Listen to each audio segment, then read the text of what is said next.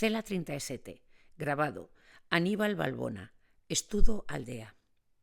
Aníbal Balbona, fundador do estudo serigráfico Estudo Aldea, leva a súa arte a outro nivel combinando toda a aprendizaxe acumulada na nosa escola, onde cursou o ciclo medio de serigrafía artística e o ciclo superior de grabado e técnicas de estampación.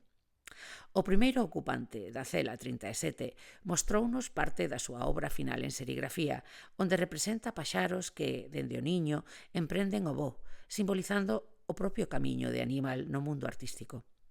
Ademais, a cela incluía 4 pezas do seu proxecto final de grabado, con estampacións sobre papel que combinan técnicas gráficas diversas e deseños orixinais creados para etiquetas de cervexa artesá.